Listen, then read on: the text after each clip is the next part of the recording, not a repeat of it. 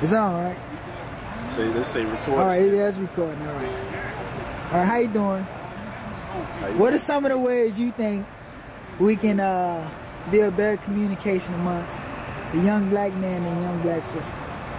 Like I tell my brother over here, tearing the basis of our culture and our black culture has been the family, and it's tied to our roots. Like they say, even in the times of slave, like, you know, when slavery was heavy, even in the time of all them struggle, the main thing that we did was we relied on our family and, you know, our religion, God from above.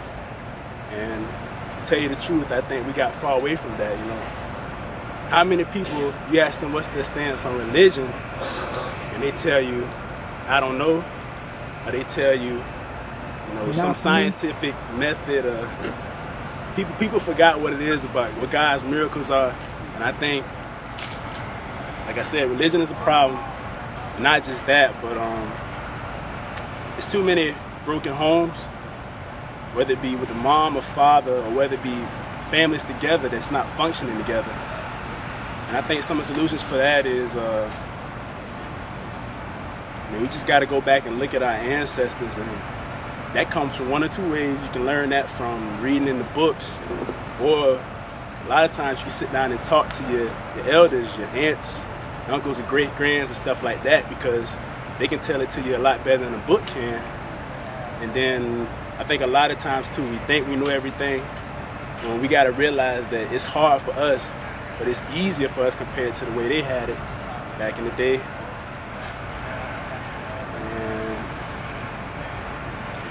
I think we got to get our pride back. Us as black people, we sold our pride for fame.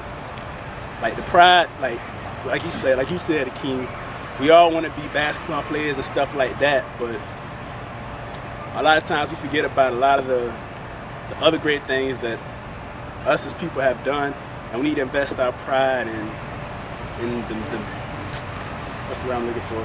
We need to put more pride into the innovative things that our people has done. All right. So this here is Brother Terrence, the man that do most of the recordings. I have a question for you. What are some of the ways you can build a better family structure in the black communities?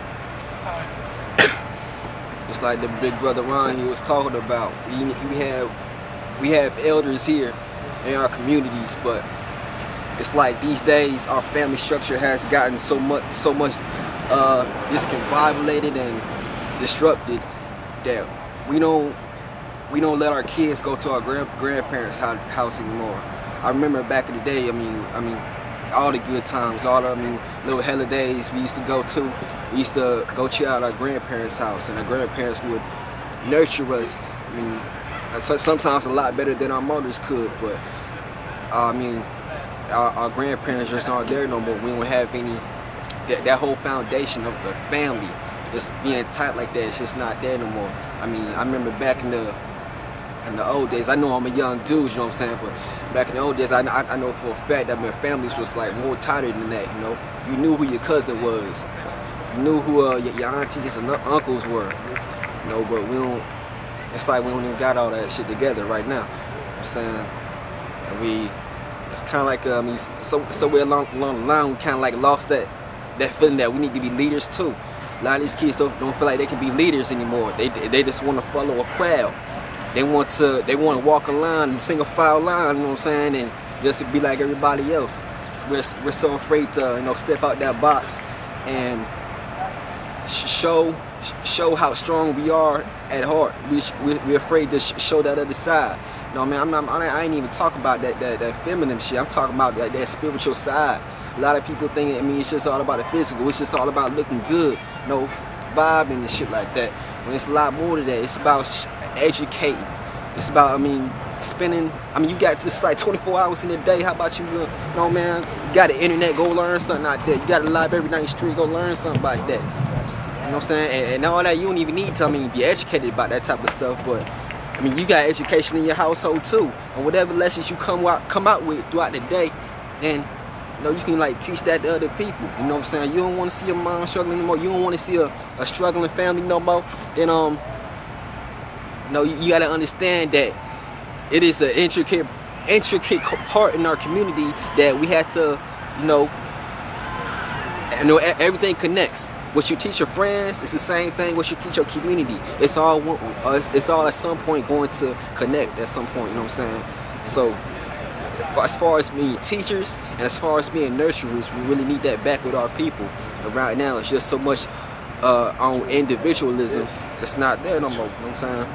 And we're not gonna survive like that. A family cannot survive on an individual working on itself. It takes a family, you know, and then it'll eventually be a community. Then it'll be like a strong fish from there. You know what I'm saying? Question is, why do you think there's so much diversity between the darker blacks and the lighter blacks? Diversity or adversity? Adversity. Why can't we just realize that dark chocolate, caramel brown is still all shades of black that God from above has blessed us with? Huh? Why can't that be that way, Carl? This could always go back to our women. I mean, nowadays in 21st century, men and women, I mean, there's a conflict because the women tend to be attracted more towards a lighter skinned brother than a darker skinned brother.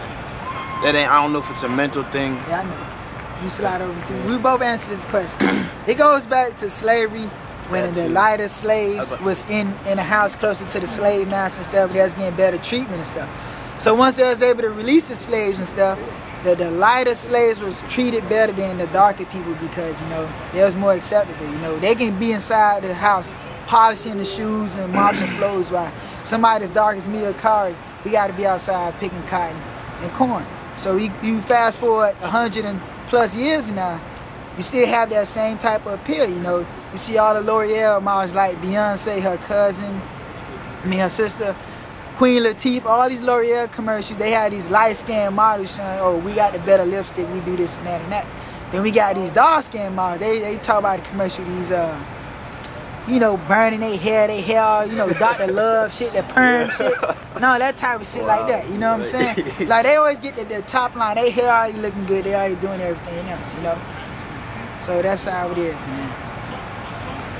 It's also because nowadays they see the lighter you are, they see it could be because they're pulling it closer to the white man, you know? They're saying that because they're lighter, they straighten their head, everything is just bringing it, they're more Caucasian, you know? It's more acceptable by society. They take people like Beyonce, even though she is so light, they take her and they lighten her even more. They take people who are already light and lighten them because they need them to be accepted. I recently read that how an actor, 2 black actors were taken out of a movie poster in the UK just because they say they're not as known as the other white actors. A lot of white actors weren't even known except for one. They took them out mainly because they were African American, and they stated in the same article that the movie industry is still racially divided. So they look at black people, they look at the darker skin, and they still remove that. They wanted the lighter skin. They find that to be more acceptable by our society.